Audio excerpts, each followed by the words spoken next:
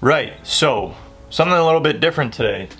You just saw me at my friend's shop, Steve, heat treating some stainless. I don't normally do stainless. I think I've only done it twice, besides the oyster shuckers, but this is leftover steel from the oyster shuckers, so I figured I might as well use it. There's a few reasons why I don't do stainless. Number one being I can't heat treat it here in my shop. I don't have a kiln, and you need a kiln to do stainless, or a very, very, very accurate forge reading, both of which I do not have. So that's why I was at Steve's. He has the ovens. I have a rough idea of what I want to do with this. I think I want to do somewhat of an entire blacked out build. So we're gonna do I think this is an 8.5 or 8 3/4 inch gyuto, and a small little paring knife to go along with it. Should be pretty cool. If you're interested, stick around.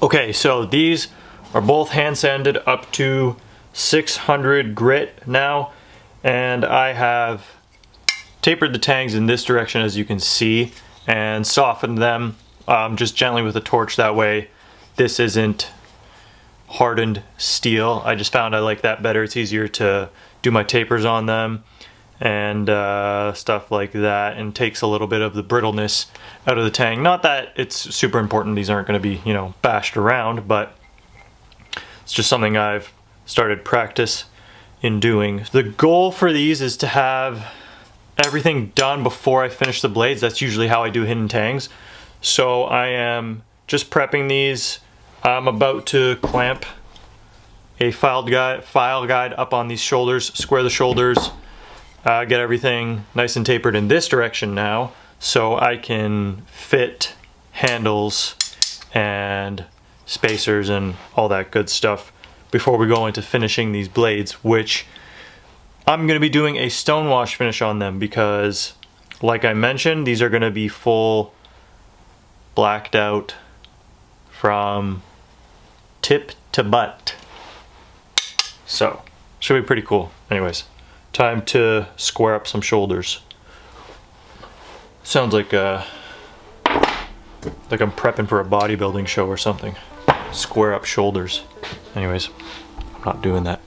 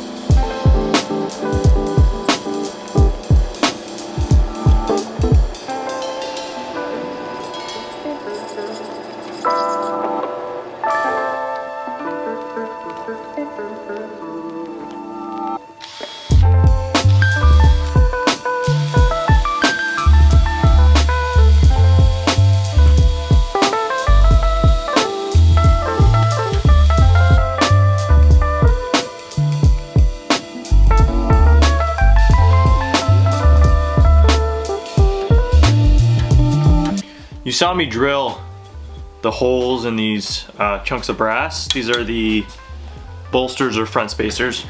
This is how I kind of hollow them out.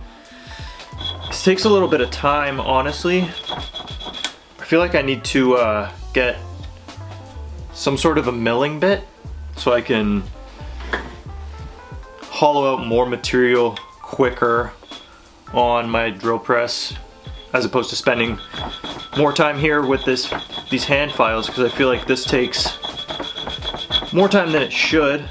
So I think that's something I gotta look into, but I hate this part. This takes forever.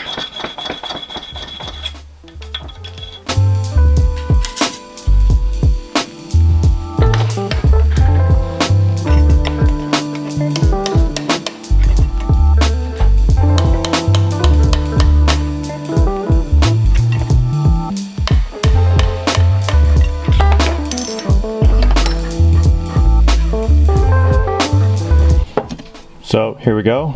These are ready for handles. That method does take time, but I mean, I get really good results with it, so I'm not really complaining. Oops. But these bad boys are ready for some handles. So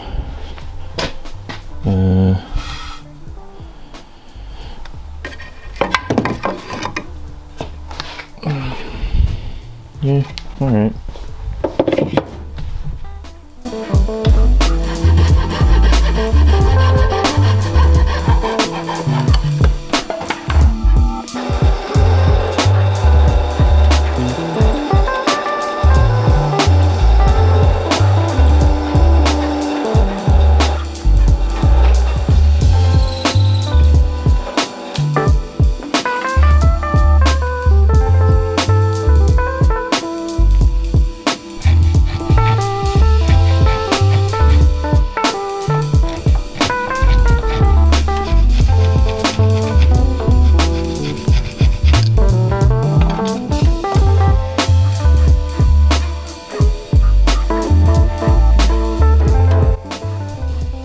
How does this even happen?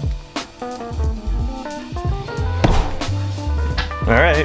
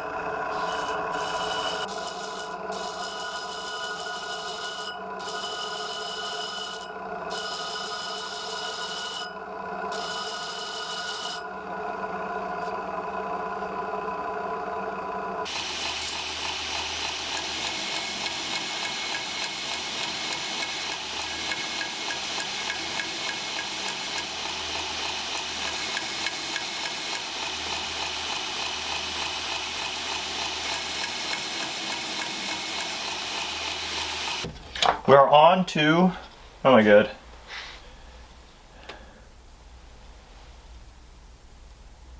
The finishing stages. What you just saw me do there was round out the bolster or front spacer. I don't know, whatever you want to call that. I like rounding it out. It gives it a really cool, sort of clean transition look, and it just feels nicer in a pinch grip. There's no like real sharp edges from the wah handle. So now what I'm gonna do is my heirloom fit or my museum fit or whatever you want to call it, which basically just means I'm going to step down these edges here. So the handle, I'm going to chamfer this edge all the way around so it'll step down into this bolster, and then this bolster I'll just chamfer this edge so it steps down into the ricasso area of this knife. Gives it a cleaner look and knocks down those sharp 90-degree angles so that you got a comfortable pinch grip for the end user. I'm going to round this edge here as well. So just finishing steps now. Make sure everything's finished and prepped to go before I finish the blade. This is it's going to be a cool set. And action.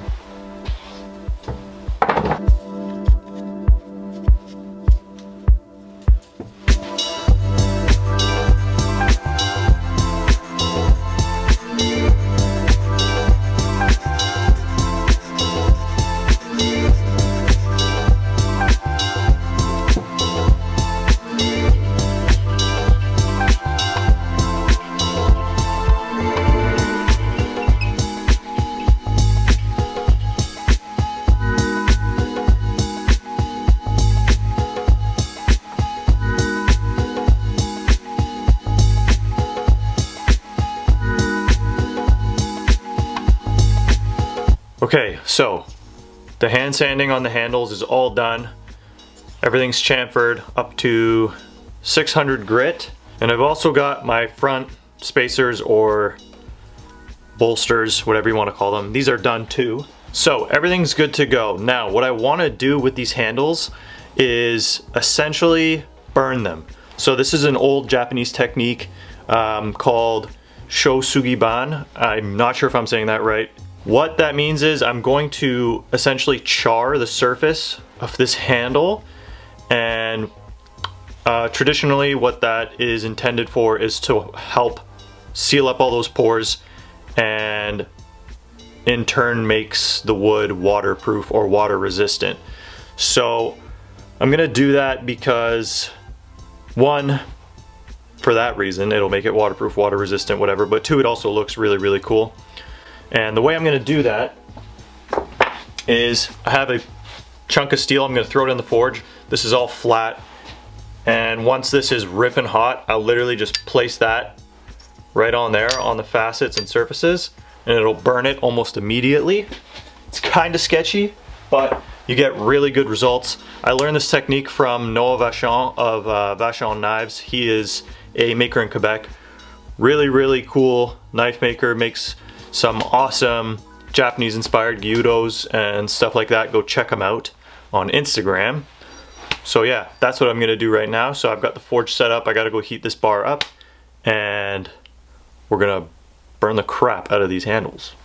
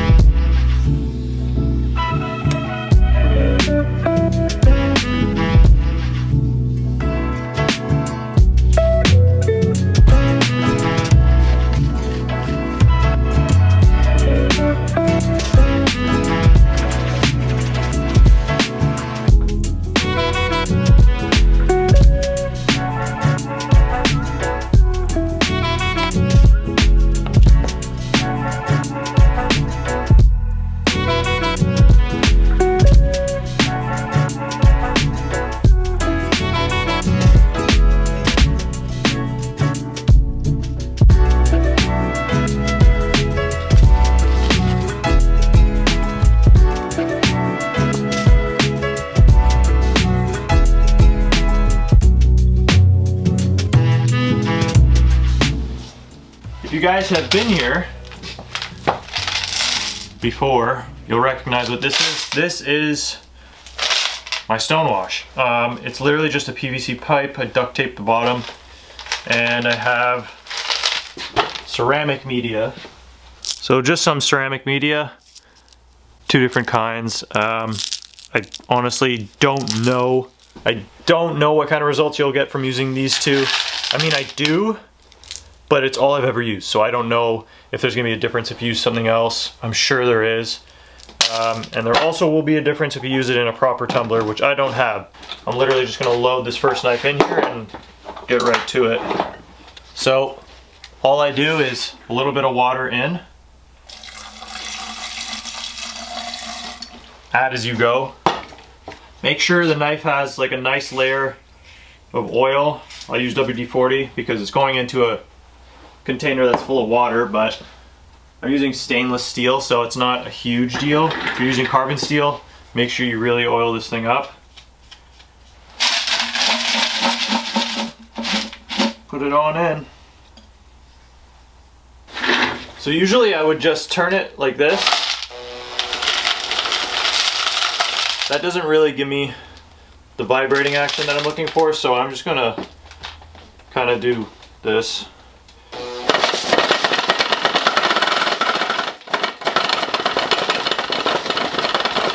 It's really destroying my tumbler. Not that I give a shit, but it doesn't take too long.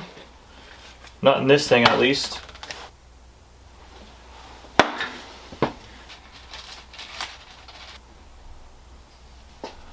Okay.